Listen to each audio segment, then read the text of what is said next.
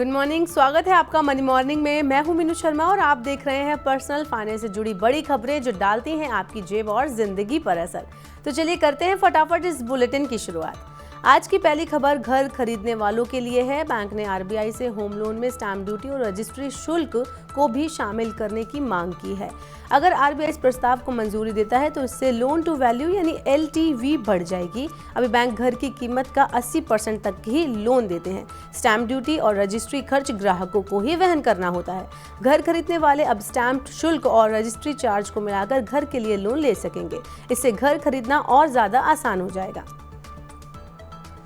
अगर आपकी भी एलआईसी पॉलिसी लैप्स हो गई है तो ये खबर आपके लिए है। एलआईसी ने व्यक्तिगत लैप्स पॉलिसी को फिर से शुरू करने के लिए एक मुहिम चलाई है।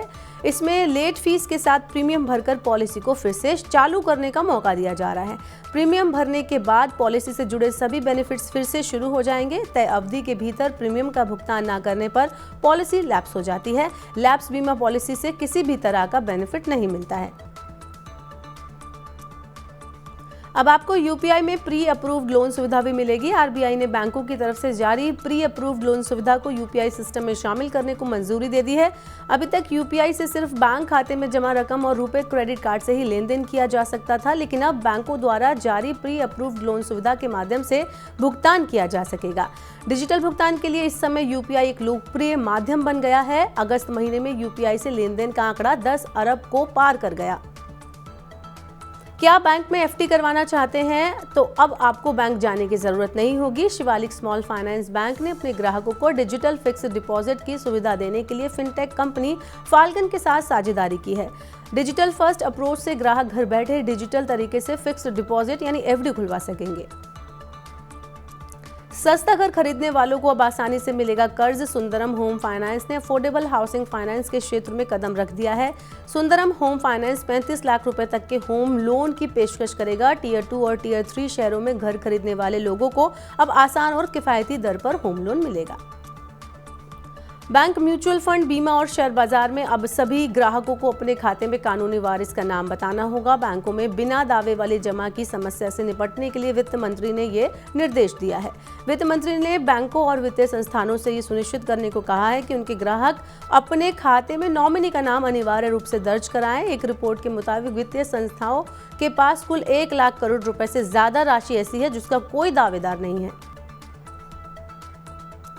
वित्त मंत्रालय ने वित्त वर्ष 2024-25 के लिए अंतरिम बजट तैयार करने की प्रक्रिया शुरू कर दी है। इसके लिए विभिन्न विभागों और मंत्रालयों से खर्च संबंधित जानकारी मांगी गई है। अगले साल अप्रैल मई में संभावित लोकसभा चुनावों को देखते हुए इस बार अंतरिम बजट ही पेश किया जाएगा। पूर्ण बजट लोकसभा चुनावों के बाद गठित होने वाली नई सरकार पेश करेगी। वित्त मंत्रालय में आर्थिक मामलों के विभाग के बजट प्रभाग ने वित्त वर्ष 2024-25 के लिए बजट संबंधित परिपत्र जारी कर दिया है। दिल्ली में बिल्डर्स की मनमानी पर अब जल्द लगाम लगने वाली है। दिल्ली रियल एस्टेट नियामक प्राधिकरण ने सभी बिल्डर्स से अपने रेजिडेंशियल और कमर्शियल प्रोजेक्ट्स का पंजीकरण कराने का निर्देश दिया है। दिल्ली रेरा ने कहा है कि पंजीकरण न कराने वाले बिल्डर्स को गंभीर नतीजे भुगतने होंगे। 4 तरह की परियोजनाओं के लिए रेरा पंजीकरण अनिवार्य है। पिछले एक हफ्ते में प्याज की औसत खुदरा कीमत 37% बढ़ चुकी है। प्याज की बढ़ रही कीमतों को नियंत्रित करने के लिए सरकार बफर स्टॉक से सस्ता प्याज बेच रही है। 3 सप्ताह में 12 राज्यों में अब तक 36,250 टन प्याज बेचा जा चुका है। सरकार ने एनसीसीएफ और नेफेड को थोक और खुदरा बाजार में बफर स्टॉक से प्याज बेचने का आदेश दिया है। खुदरा बाजारों में इस प्याज को 25 रुपए प्रति किलोग्राम की दर पर बेचा जा रहा है। टाटा स्टील कर्मचारियों के लिए खुशखबरी है। कंपनी वार्षिक बोनस के तौर पर 314 करोड़ रुपए का भुगतान करेगी। टाटा स्टील ने वर्ष 2022-23 के लिए कर्मचारियों को वार्षिक बोनस के रूप में 314.70 करोड़ रुपए का कुल भुगतान करने की घोषणा की है। समझौता ज्ञापन के तहत कंपनी के सभी विभागों के पात्र कर्मचारियों को वार्षिक बोनस दिया जाएगा।